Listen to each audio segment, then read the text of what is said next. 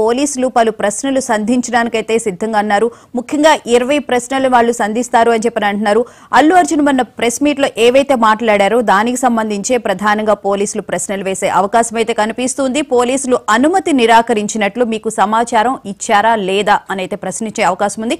అలాగే తొక్కిసలాటలో రేవతి చనిపోయినట్లు థియేటర్లో ఉన్నప్పుడు తెలిసిందా లేదా, మీడియా ముందు ఎవరూ చెప్పలేదని ఎందుకు చెప్పారు, ముఖ్యంగా ప్రధానంగా ఈ విషయాన్ని పోలీసులు హైలైట్ చేసే అవకాశం అయితే కనిపిస్తుంది. మీడియా ముందు ఎవరూ చెప్పలేదని మీరు ఎందుకు చెప్పారు, అలాగే రోడ్ షోకు అనుమతి తీసుకున్నారా లేదా, అనుమతి లేకుండా రోడ్ షో ఎలా నిర్వహించారు, మీ కుటుంబ సభ్యులు ఎవరెవరు థియేటర్కి వచ్చారు, మీతో వచ్చిన బౌన్సర్లు ఏ ఏజెన్సీకి సంబంధించిన వారు, ఎంతమంది బౌన్సర్లను మీరు నియమించుకున్నారు, అభిమానులు పోలీసుల మీద దాడి చేసిన బౌన్సర్లు ఎవరు, సద్యా థియేటర్కు వచ్చేటప్పుడు ఎవరు అనుమతి తీసుకున్నారు అని ప్రధానంగా పోలీసులు అయితే ఈ ప్రశ్నలు అల్లు అర్జున్ కి సంధించే అవకాశం అయితే కనిపిస్తుంది. అల్లు అర్జున్ చెప్పే సమాధానాలన్నింటినీ రికార్డ్ చేసే అవకాశం కూడా ఉంది. అక్కడ నుంచి సంధ్యా థియేటర్ కూడా తీసుకుని వెళ్లి కూడా విచారిస్తారు అని చెప్పైతే తెలుస్తుంది. దాదాపు 2 గంటల పాటు ఈ విచారణ కొనసాగే అవకాశం ఉంది అని అంటున్నారు.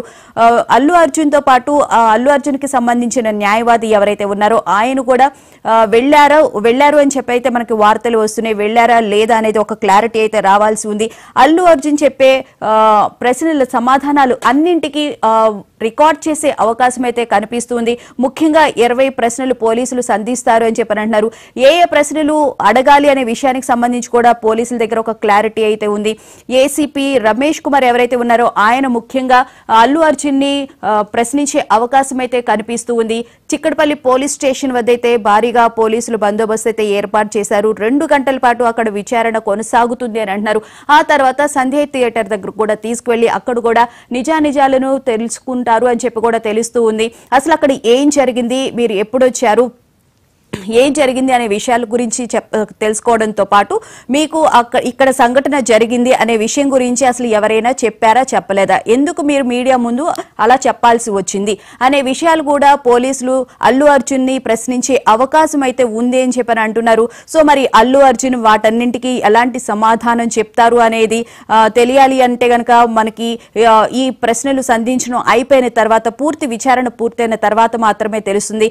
ప్రస్తుతానికి అల్లు అర్జున్ అయితే బెయిల్ అయితే ఇవ్వడం జరిగింది. హైకోర్టు ముందస్తు బెయిల్ 4 వారాల పాటు అరెస్టు చేసే అవకాశం అయితే ఉండదు. కేవలం ఈ రోజు ప్రశ్నించే అవకాశం అయితే తెలుస్తుంది.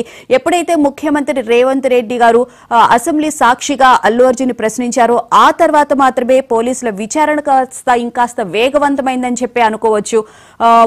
పొలిటీషియన్స్ అంతా, రాజకీయ నాయకులంతా ఒక విధంగా మాట్లాడుతున్నారు. సినీ రెండు వర్గాలుగా విడిపోయి ఎవరికి ఇచ్చే సపోర్ట్ వాళ్ళకి ఇస్తూ ఉన్నారు. అల్లు అర్జున్ కి సంబంధించి సినిమా వాళ్ళందరూ అల్లు అర్జున్ వైపు ఉంటే కొంతమంది మాత్రమే దాన్ని వ్యతిరేకిస్తున్నారు. అయితే అసెంబ్లీలో రేవంత్ రెడ్డి గారు ప్రశ్నించిన తర్వాత అల్లు అరవింద్ గారు వెళ్లి శ్రీతేజ్ హాస్పిటల్లో ఉన్నటువంటి శ్రీతేజ్ ను కూడా చూసి రావడం జరిగింది. నిన్న మంత్రి సీతకు కూడా మాట్లాడుతూ ఒక స్మగ్లర్ హీరో అయితే ఆయన్ని హీరోగా చేసి నేషనల్ అవార్డు ఎట్లా ఇచ్చారు అని చెప్పి కూడా ఆవిడ ప్రశ్నించడం జరిగింది.